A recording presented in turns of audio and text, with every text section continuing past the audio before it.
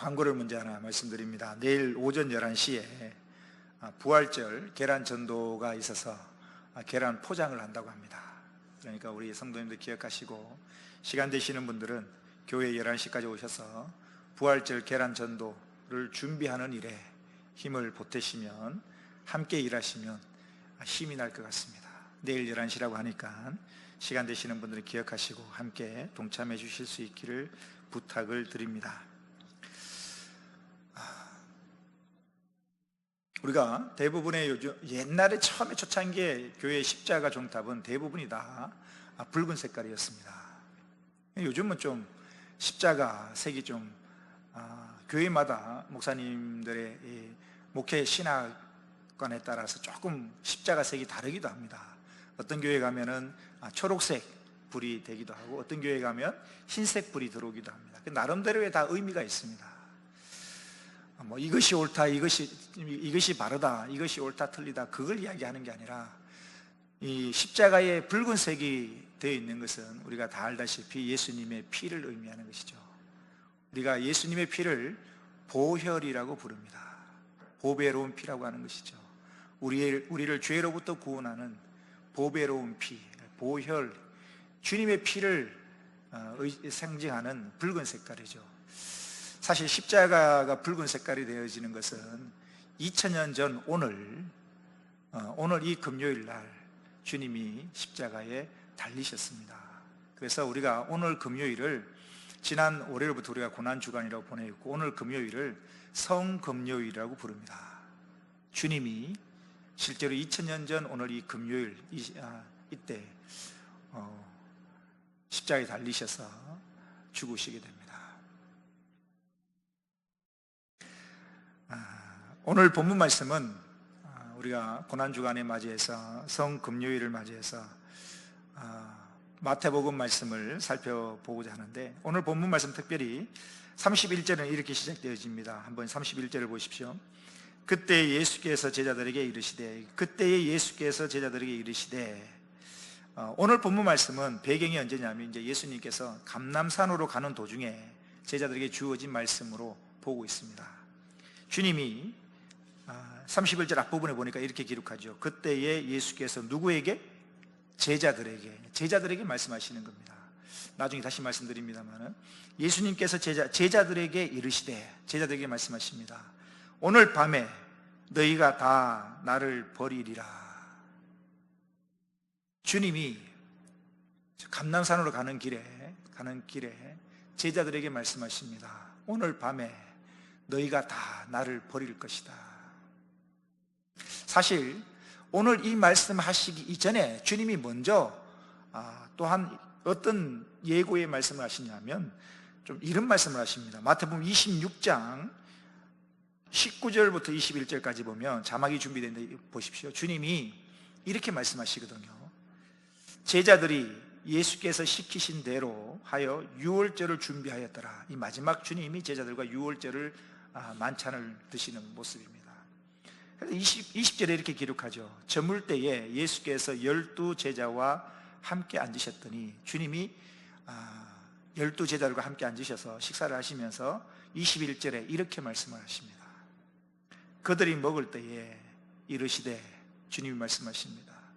내가 진실로 너희에게 이르노니 너희 중에 한 사람이 나를 팔리라. 주님과 식사를 하시는 도중에 주님이 충격적인 말씀을 하십니다. 너희 중 한 사람이 나를 팔 것이다.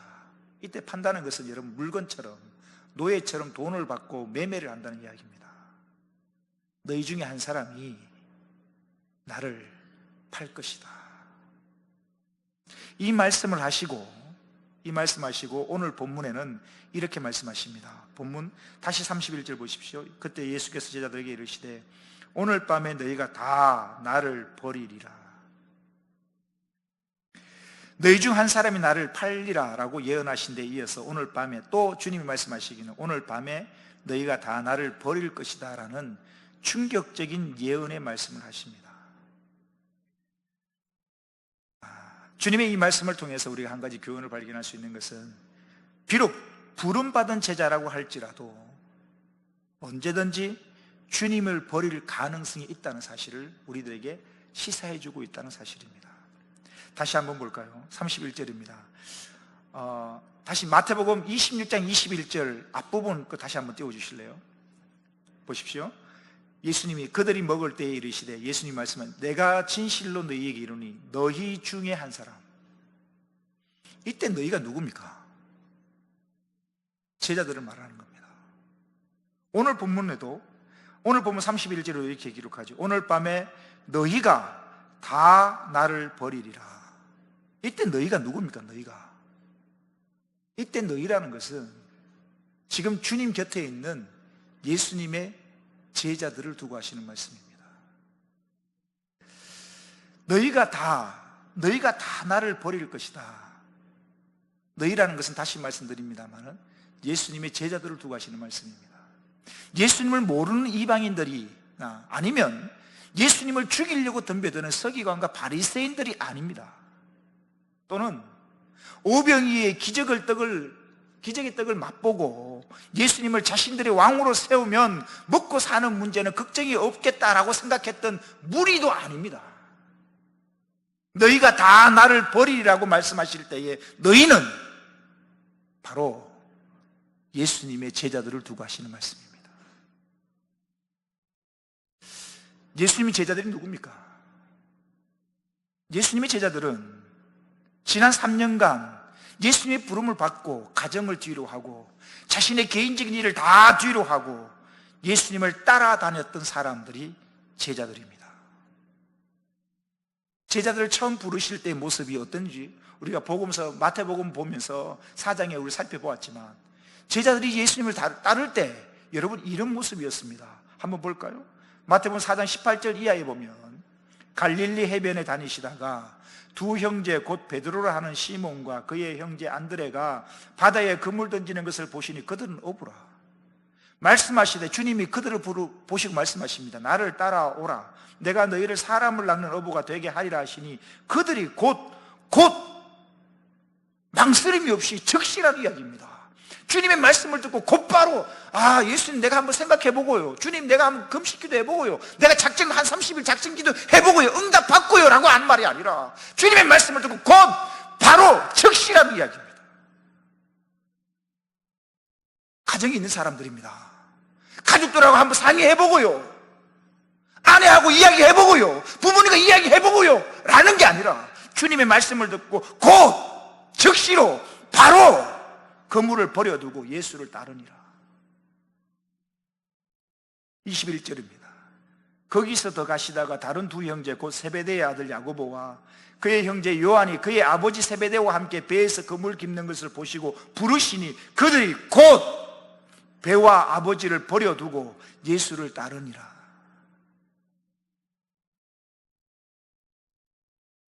예수님의 제자들은 주님의 부르심을 받았을 때에 자신의 것들을 다 버리고 어부에게 있어서 배가 전부이지 않겠습니까? 어부에게 있어서 그물만큼 중요한 것이 무엇이 있겠습니까? 이 땅에 태어나서 부모님보다 중요한 사람이 누가 있겠습니까? 주님의 부르심에 어부로서 가지고 가장 중요한 배와 그물을 버리고 나를 낳아주고 길러준 부모를 버리고 뒤로 하고 주님을 따랐다는 것입니다. 예수님의 제자들은 주님의 부르심에 머뭇거리지 않았습니다. 망설이지 않았습니다. 소위 우리가 잘하는 거, 집사님 이것 좀 하실래요? 목사님 좀 기도해보고요. 기도해보고요가 아니라 주님의 부르심에 적극적으로 순종합니다. 곧 바로 적시로 행동으로 옮깁니다. 이게 제자였습니다. 주님의 부르심에 여러분 모두가 적극적으로 순종한 것은 아닙니다. 우리가 잘 알다시피 부자 청년은 다릅니다. 부자 청년은요 다른 예수님의 제자들에 비하면 소위 레벨이 다른 사람입니다. 주님의 제자들은 12명의 제자들은 거의 어부가 태산이었는데 하루하루 먹고 사는 일에 급박한 어부에 불과했습니다. 영생의 문제 그다지 관심이 없습니다. 그저 하루 고기 잡고 먹고 사는 일에 그것이 급했던 사람들이 어부였습니다. 근데 부자 청년은 달랐습니다. 부자 청년 부자이기 때문에 사회적인 지위가 있습니다. 돈이 많은 부자였을 뿐만 아니라 여러분 영생에도 관심이 있던 사람입니다. 오늘 당장 먹고 사는 일에 관심이 있는 게 아니라 영생에도 관심이 있던 사람이었습니다. 주님의 제자 중에 가장, 제자가 되었다면 가장 퀄리티가 높은 사람이었을 것입니다. 주님이 그 제자도, 그 부자 청년도 부르십니다. 한번 볼까요? 마태복음 19장 16절 이하에 나옵니다. 어떤 사람이 주께 와서 이르되 선생님이여 내가 무슨 선한 일을 하여야 영생을 얻으리이까? 부자임에도 불구하고 영생에 관심이 있는 사람입니다. 17절 예수께서 이르시되 어찌하여 선한 일을 내게 묻느냐? 선한 이는 오직 한 분이시라. 네가 생명에 들어가려면 계명들을 지키라. 이르되 어느 계명입니까? 예수께서 말씀하십니다. 살인하지 말아라, 간음하지 말라, 도둑질하지 말라, 거짓 증언하지 말라, 내 부모를 공경하라, 내 이웃을 내 자신과 같이 사랑하라 하신 것이니라. 10계명을 말씀하시는 거예요. 그 청년이 예수님 말씀을 듣고 이렇게 대답합니다. 청년이 이르되 이 모든 것을 내가 지키어 싸운데 아직도 무엇이 부족하니까? 거짓말일까요? 저는 거짓말이 아니라고 생각합니다. 지켰을 것입니다. 어렸을 적부터 지키며 살아왔습니다. 21절입니다. 예수께서 이르시되 네가 온전하고자 할진대 가서 네 소유를 팔아 가난한 자들에게 주라. 그리하면 하늘에서 보화가 내게 있으리라. 그리고 와서 나를 따르라. 주님이 제자들을 부르시던 것 같이 똑같이 주님이 부르십니다. 나를 따르라 하시니 청년의 반응이 나옵니다. 22절입니다. 그 청년이 재물이 많음으로 이 말씀을 듣고 근심하며 가니라. 여러분, 주님의 부르심에 예하고 즉각적으로 행동으로 옮기는 것이 여러분 쉬운 일 아닙니다. 머뭇거려집니다. 망설여집니다. 주님을 따라다니면 내 미래가 보장이 될까? 업으로서 배와 건물을 버리고 부모님을 버리고 따라다니는 것이 합당한 일일까? 고민 안 되겠습니까? 근데 지금 예수님의 12 제자들은 한결같이 주님의 부르심에 즉각적으로 순종하며 행동으로 옮겼던 사람들입니다. 만약에 부자 청년, 이렇게 주님의 부르심에 망설였던, 머뭇했던 부자 청년이 예수님을 버린다든가 아니면 예수님을 반대하는 사람들이 예수님을 버린다면 그럴 수도 있겠지 라고 인정할 수 있겠지만, 주님의 부르심에 모든 것을 버리고 예수님을 따랐던 예수님의 제자들이 예수님을 버릴 것이라는 이 말씀은 여러분 굉장한 충격적인 이야기입니다. 베드로를 비롯한 지금 예수님의 제자들은 자신들이 가지고 있는 모든 것을 버리고 예수님을 따랐던 사람들입니다. 그뿐만 아니라 예수님 곁에서 3년 동안 예수님이 행하셨던 온갖 기적들을 눈으로 목격했던 사람들입니다. 예수님이 바다 위를 걸어가시는 걸 눈으로 보았고, 예수님이 500의 떡으로 그 많은 사람들 먹이시는 것을 직접 경험했고, 죽은 나사로를 살리시는 것을 직접 눈으로 보았던 사람들입니다. 그들이 제자들입니다. 그런데요, 주님의 부르심에 적극적으로 순종하고 모든 것을 버리고 주님을 따랐고 주님이 행하셨던 온갖 기적들을 눈으로 다 직접 목격했던 이런 제자들이 예수님을 버린다면 이 자리에 있는 저와 여러분은 어떨까요? 우리가 베드로보다 낫다고 생각하시는 분 계십니까? 우리는 우리 중에 그 누구도 글쎄요, 이렇게 다 말하면 아닐 수도 있겠습니다만은 우리는 주님을 위하여 배도 그물도 버리지 못한 사람들입니다. 우리는 주님의 기적을, 예수님의 기적 베푸심을 직접 눈으로 본 적이 없는 사람들입니다. 그저 하루하루 살기 바빠서 말씀도 제대로 묵상하지 못하고 바쁘다는 핑계로 기도도 제대로 하지 못하고 살아가는 사람들이 우리들의 모습입니다. 입술로는 주님을 사랑합니다라고 고백하지만 여전히 세상의 즐거움이 좋고 돈이 주는 기쁨이 더 큰 것이 우리의 모습이 아니겠습니까? 사랑하는 성도 여러분, 예수님을 버린 사람들은 바로 3년간 예수님을 따랐던 제자였다는 사실을 잊지 마십시오. 베드로를 비롯한 다른 제자들보다 우리가 더 근신하지 못하고 더 깨어 기도하지 않으면 우리는 더 쉽게 예수님을 버릴 가능성이 많은 사람들입니다. 제자 중 한 사람이 예수님을 팔고 다른 모든 제자들은 예수님을 버린다는 사실, 이것이 어쩌면 주님께 더 큰 아픔이었을지도 모릅니다. 예수님은 이 땅의 모든 죄인들을 다 사랑하셨지만 특별히 제자들을 사랑하셨습니다. 그래서 많은 사람들 가운데 특별히 그들을 주님의 제자로 선택하시고 부르셨습니다. 그런데 바로 그 제자들이 예수님을 팔고 바로 그 제자들이 예수님을 버린다는 사실입니다. 혹시 배신당해 보신 적 있습니까? 혹시 사랑하는 사람으로부터 버림당해 보신 적 있습니까? 믿는 도끼에 발등이 찍힌다는 말이 있습니다. 믿을 수 없는 도끼는 아예 손에 들지를 않습니다. 믿는 도끼이기 때문에 손에 들고 작업을 하는 것입니다. 배신은 누구한테 당합니까? 바로 믿었던 사람한테 당하는 것입니다. 주님은 사랑하고 믿었던 제자들한테 배신당하셨고 버림을 당하셨다는 사실입니다. 사랑하는 성도 여러분, 사람한테 배신당하고 상처받아 힘들고 괴로울 때 우리 주님을 기억하십시오. 내가 받은 상처가, 나의 아픔이 예수님만큼이야 되겠습니까? 다시 오늘 본문 31절 말씀을 보십시오. 그때 예수께서 제자들에게 이르시되 오늘 밤에 너희가 다 나를 버리리라. 너희가 다, 한 사람도 예외 없이 다 나를 버릴 것이다. 기록된 바 내가 목자를 치리니 양의 떼가 흩어지리라 하였느니라. 이것은 구약 성경 스가랴서에 기록되어 있는 예언의 말씀인데 제자들이 주님을 버리는 이유를 나타내고 있습니다. 사실상 그 이유는 성경에 기록되어 있는 예언이기 때문인데요, 상식적으로 제자들이 예수님을 배신하는 것은 그들의 연약성과 죽음에 대한 두려움 때문이라고 말할 수 있겠지만 그 근본적인 이유는 성경에서 나타나는 것이죠. 즉 그들의 제자들의 배신은 철저히 구약 성경의 예언을 성취하는 것입니다. 이렇게 주님이 제자들에게 말씀하십니다. 오늘 밤에 너희가 다 나를 버릴 것이다. 그리고 나서 32절에 주님이 이렇게 말씀하십니다. 32절을 보십시오. 그러나 내가 살아난 후에, 내가 고난당하고 죽을 것이지만 내가 살아난 후에 너희보다 먼저 갈릴리로 가리라.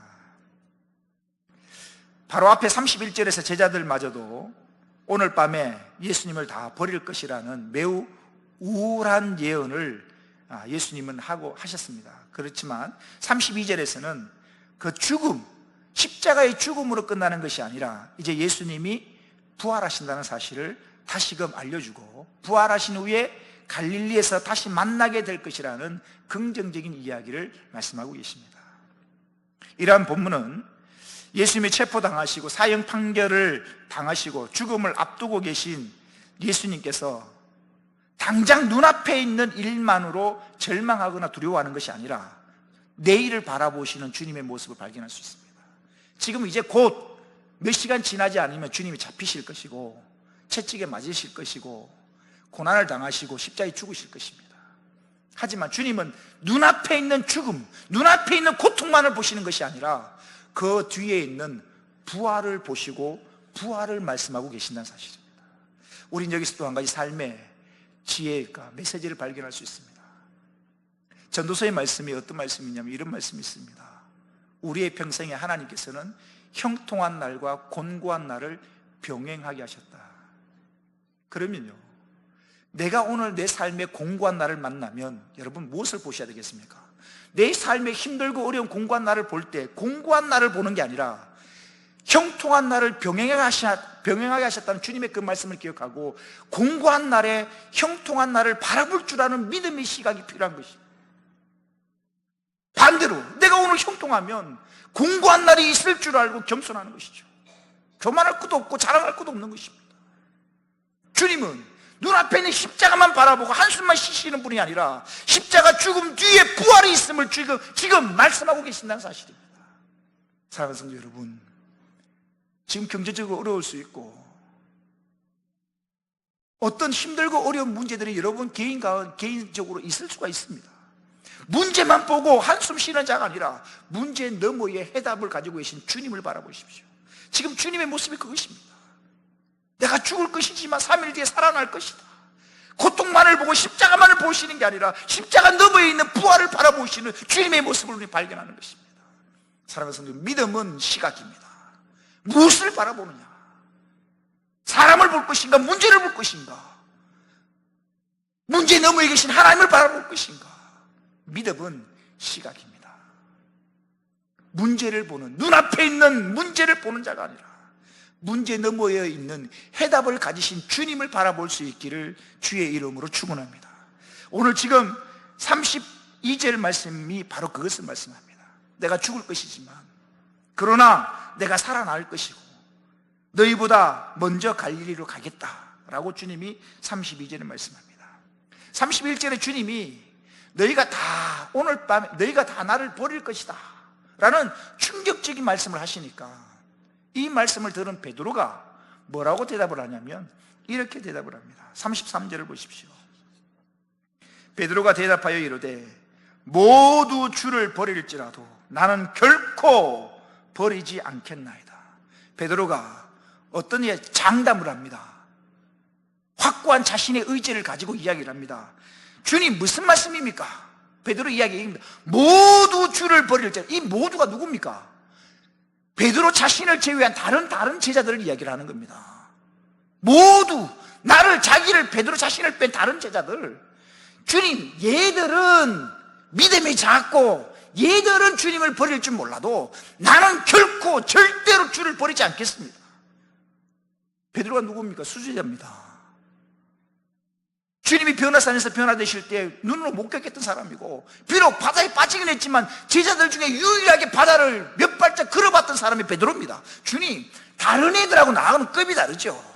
다른 제자들은 주를 버릴지라도 나는 결코 주를 버리지 않겠나이다. 호언장담을 합니다. 근데 베드로의 이 말이 거짓일까? 저는 거짓이라고 생각하지 않습니다. 주님이 눈앞에 보일 때, 지금 주님 앞에서는 지금 말하는 결단이 사실일지 모릅니다. 그럴 겁니다. 그런데 환경이 바뀝니다. 오병이 기적을 베푸시고 죽은 나사를 살리실 때 그때 주님, 그런 주님만 생각하면 내가 주를 버릴 이유가 없거든요. 주님 곁에 머물러 있어야 되거든요. 내가 결코 버리지 않겠나이다. 사실일 것입니다. 근데 문제는 환경이 바뀝니다. 군인들이, 로마 군병들이, 사람들이 무기를 들고 예수님을 잡으러 오고 잡아가는데 주님이 정말 죄인이 된 것처럼 아무런 힘도 써보지 못하고 끌려가시는 겁니다. 때리니까 맞으십니다. 사형판결을 내리는데 그 어떤 반박도 하지 않습니다. 우리가 지난 특별새벽기도 보았지만, 그죠? 주님이 도수장 끌려가는 어린 양처럼 입을 열지 않았다. 아무런 변명도 반박도, 아무런 힘을 쓰지 않고 그냥 끌려가서 맞으시고, 채찍에 맞으시고 십자가에 달려 죽으시는 겁니다. 환경이 바뀌어버립니다. 지금 주님 앞에서 하는 이 결단, 이 고백은 사실일지 모르는데 환경이 바뀐 것입니다. 예수님보다 무기로 무장된 사람들이, 군사가 더 많고 주님이 힘없이 끌려가니까 환경이 바뀌어버린 거예요. 베드로가 주님을 버려버린 거예요. 여러분, 교회 안에서 주님 사랑합니다, 손 들고 주님 사랑합니다 찬양하고 눈물 흘리며 기도하는 거, 교회 안에서 가능한 일입니다. 교회 안에서 주님 사랑합니다 고백 가능한 일입니다. 정말 중요한 것은 세상 속에서 그런 고백을 할 수 있냐는 겁니다. 여러분 직장 속에서, 여러분 학교 속에서 주님 사랑합니다, 나는 그리스도인입니다 이렇게 말할 수 있냐는 것이죠. 찬양을 교회 안에서만 하는 건가요? 주님 사랑합니다는 고백이 교회 안에서만 하는 고백인가요? 교회 안에서는 우리 모두가 다 그리스도인입니다. 여기서 찬양한다고, 여기서 예수님 사랑한다고 고백한다고 누군들 눈총 주는 사람이 없습니다. 우린 다 교회 안에서 다 주님을 사랑합니다라고 고백할 수 있습니다. 기도할 수 있습니다. 눈물 흘리며 기도할 수 있습니다. 우리가 다 예수 믿는 사람이기 때문에 교회 안에서 가능한 일이죠. 정말 중요한 건 환경이 바뀌었을 때 이야기입니다. 세상 속에서 그럴 수 있냐는 것이죠. 학교에서, 직장 속에서 그럴 수 있냐는 것이죠. 교회에서 기도하듯 학교에서, 직장에서 식사할 때 기도할 수 있냐는 것이죠. 베드로는 지금 주님 앞에 결단합니다. 모두가 주를 버릴지라도 나는 결코 주를 버리지 않겠습니다. 사실이었을 것입니다. 그런데 환경이 바뀝니다. 자신의 말에 무색하게 주님을 3번씩 부인해버립니다. 다시 33절을 보십시오. 베드로가 대답하여 이르되 모두 주를 버릴지라도 나는 결코 버리지 않겠나이다. 이 말을 들은 주님이 이렇게 말씀하십니다. 34절입니다. 예수께서 이르시되 내가 진실로 내게 이르노니 오늘 밤 닭 울기 전에 네가 3번 나를 부인하리라. 오늘 밤, 지금 베드로가 주님, 다른 애들은 다 주를 버릴지라도 난 결코 버리지 않겠습니다 라고 말한 그 밤, 그날 밤, 사실 시간적으로 따지면 몇 시간 아닙니다. 몇 시간 안 됩니다. 내가 결코 주를 버리지 않겠습니다 라고 말한 그때로부터 몇 시간 후에 너는 3번씩이나 나를 부인할 것이다 라고 주님이 말씀하십니다.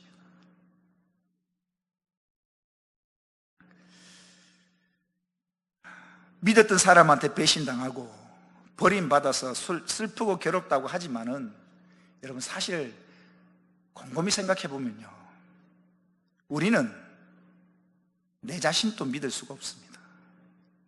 베드로, 주님 앞에서 내가 결코 주를 버리지 않겠습니다라고 결단하고 고백했지만 그날 밤에 불과 몇 시간이 지나지 않아 3번씩 주님을 부인하고 맙니다.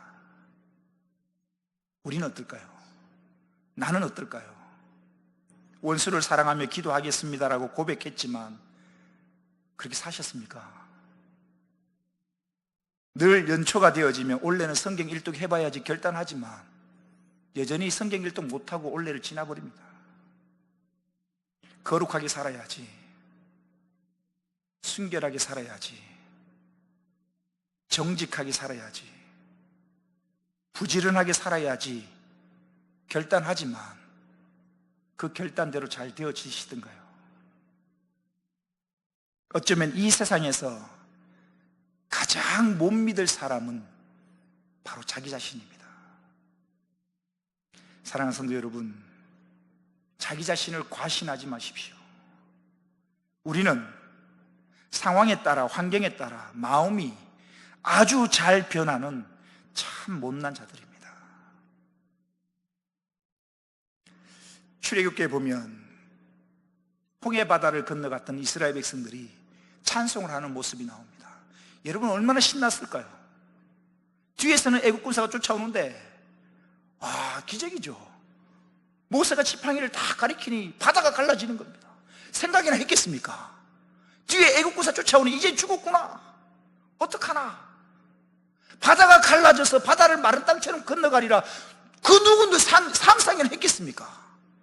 근데 하나님은 참 놀라운 방법으로 뒤에 애국군사 쫓아오는데 하나님 바다를 갈라주십니다. 바다를 건너갑니다. 뿐만 아니라 하나님이 쫓아오는 그 애국군사들을 다시 바다가 합쳐짐으로 말미암아 이스라엘 백성들이 손 하나 대지 않고 애국군사들이 전멸됩니다. 그 현장을 보고, 그죠, 미리암을 중심으로 온 이스라엘 백성들이 하나님을 찬송합니다. 하나님 위대하십니다. 하나님 정말 대단하십니다. 홍해 바다를 건너갔던 그들이 목소리 높여 하나님을 찬송합니다. 홍해 바다를 건너 기적처럼 건넜고 하나님을 찬송했던 그 입술들이 며칠이 갔냐면 3일이 갑니다. 3일 뒤에 마실 물이 없어서 하나님 대단하십니다 박수치며 찬송했던 그 입술이 불평하게 되고 원망하게 되고 짜증을 부립니다. 불과 3일 전에 홍해 바다를 건너가서 신나서 찬송했던 그들이 겨우 3일 지나서 3년도 아니고 겨우 3일 지나갔고 물이 없다고 짜증내고 불평하고 원망하는 것입니다.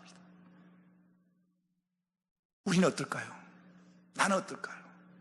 어제 은혜 받았다고 기쁘고 간증하고 어제 은혜 받았다고 이렇게 살겠다 헌신하지만 오늘 또 불평하고 원망하고 짜증 부리는 겁니다.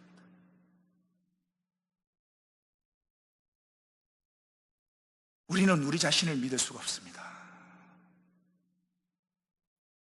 그러니 내 자신을 내려놓고 주를 의지하는 삶이 필요합니다.